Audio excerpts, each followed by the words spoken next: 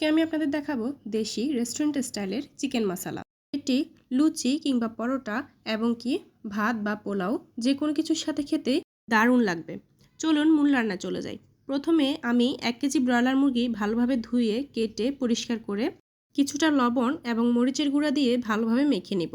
এবার আমি এগুলো ভাজতে চলে যাব। প্রথমে আমি চুলে একটি প্যান বসিয়ে এতে পরিমাণ মতো তেল দিয়ে দিলাম। তেলটি হালকা গরম হয়ে আসলে আমি মেখে রাখা চিকেনগুলো একে একে দিয়ে দিব।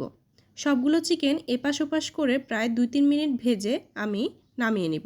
এগুলো নামিয়ে নেওয়ার পর সেই একই তেলে আমি দিয়ে দিব প্রায় হাফ কাপ পেঁয়াজ কুচি।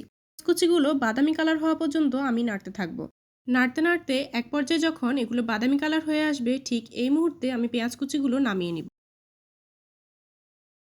এবার আমি এই তেলে দিয়ে দিব তেজপাতা, এলাচি, দারচিনি এবং লং, গোলমরিচ। এগুলো দিয়ে কিছুক্ষণ নাড়ার পর আমি এতে দিয়ে দিব কিছুটা পরিমাণ পেঁয়াজ বাটা। এখানে আমি প্রায় হাফ কাপ পেঁয়াজ বাটা দিয়েছি। পেঁয়াজ বাটাটা কিছুক্ষণ নেড়ে চেড়ে এখানে আমি এবার দিয়ে দিব প্রায় 4-5 চামচ পরিমাণ রসুন বাটা। রসুন বাটাটা দিয়ে আমি আবারও কিছুক্ষণ নাড়তে থাকবো। এবার আমি দিয়ে দিব 1 টেবিল চামচ আদা বাটা এবং 2 টেবিল চামচ জিরা বাটা। এগুলো দেওয়ার পর আমি প্রায় 5 থেকে 6 মিনিট ভালোভাবে এই মশলাটি কষিয়ে নিব। কিছুক্ষণ মশলাটি কষিয়ে নেওয়ার পর এবার আমি এখানে দিয়ে দিব স্বাদমতো মরিচের গুঁড়ো। মরিচের গুঁড়ো দেওয়ার পর আমি এখানে এখন একটু পানি অ্যাড করে দিব, যাতে মশলাটি নিচে লেগে না যায়। পানিটা অ্যাড করার পর আমি এবার ভেজে রাখা চিকেনগুলো একে একে সবগুলো দিয়ে দিব। ভেজে রাখা চিকেনগুলো দিয়ে কিছুক্ষণ কষিয়ে আমি এবার দিয়ে দিব প্রায় 3টি বড় সাইজের টমেটো কুচি। টমেটো কুচিগুলো দিয়ে কিছুক্ষণ ভালোভাবে কষিয়ে আমি এবার দিয়ে দিব পরিমাণ মতো লবণ। এখানে আপনারা যার যার পরিমাণ অনুযায়ী লবণ অ্যাড করে নেবেন।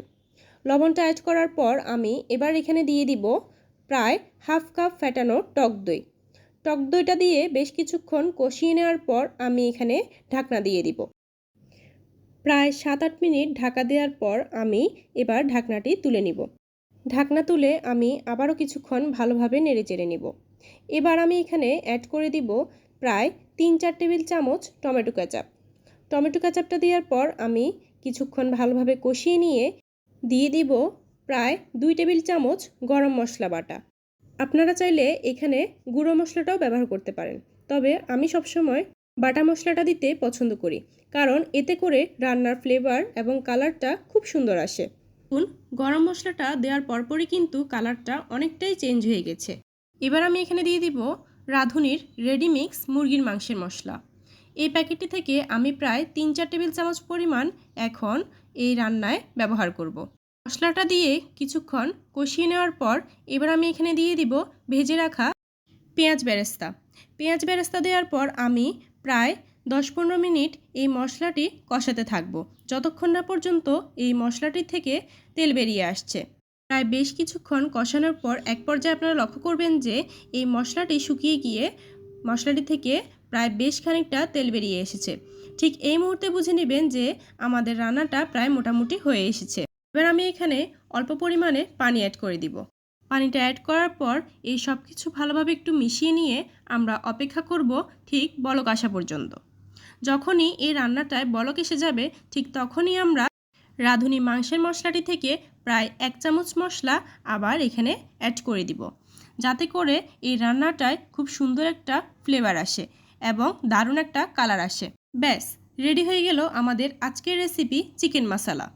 একটা কথা মাথায় রাখবেন, যে রান্নাটা দেখতে ভালো হয় না এবং কি রুচিসম্মত হয় না, সেটি খেতেও কখনো ভালো লাগবে না। ধরুন আপনার বাসায় যদি গেস্ট এসে দেখে যে আপনি আপনার খাবারের টেবিলে এইরকম এক বাটি লাল লাল কালারফুল চিকেন মশলা দিয়ে সাজিয়ে রেখেছেন, তবে কিন্তু আপনার গেস্টের খাবারের প্রতি আকর্ষণ দ্বিগুণ বেড়ে যাবে। আর এই দেশি রেস্টুরেন্ট স্টাইলের চিকেন মশলাটি খেতে এতটাই সুস্বাদু যে খাবারের পর আপনার গেস্ট কিন্তু আপনার প্রশংসা করতে বাধ্য। ভিডিওটি সম্পূর্ণ দেখার জন্য আপনাদেরকে অসংখ্য ধন্যবাদ। আপনাদের যদি আমার আজকের এই রেসিপিটি ভালো লেগে থাকে, তাহলে অবশ্যই আমার ভিডিওটিকে লাইক এবং আমার চ্যানেলটিকে সাবস্ক্রাইব করে দিবেন। সবাই সুস্থ থাকবেন এবং ভালো থাকবেন।